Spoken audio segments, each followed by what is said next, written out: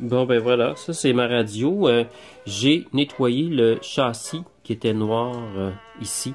C'était pas de l'oxydation, c'était de la saleté. 83 années d'accumulation de toutes sortes de trucs, là, mais c'était surtout très très foncé. J'avais pensé que c'était une peinture, mais c'était pas une peinture.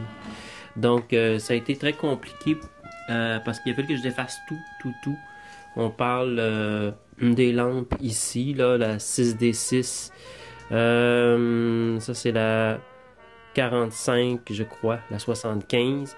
Puis ça, c'est des bobines que j'ai complètement démontées euh, pour être capable de sabler le châssis.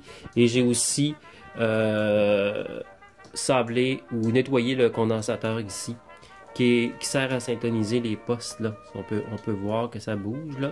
C'est ça qui sert à syntoniser les postes. Donc chaque pale, j'ai nettoyé chaque pale.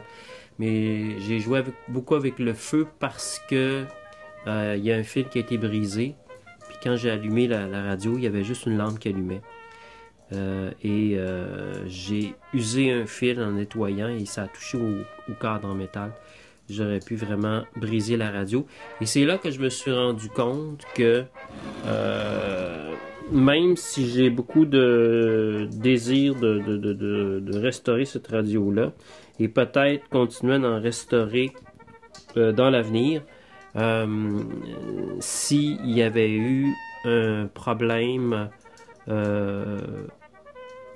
tout à l'heure qui aurait persisté, je ne sais pas comment j'aurais pu complètement réparer la radio et ça aurait été compliqué. On peut voir le châssis encore une fois qui a été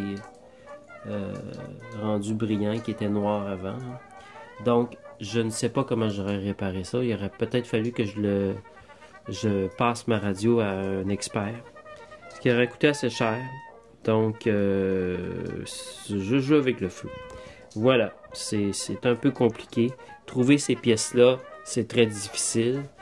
Et en dessous, il y a d'autres pièces. Et il faut vraiment avoir énormément d'équipements, beaucoup d'équipements spécialisés pour faire des tests et voir où est le problème. Voilà.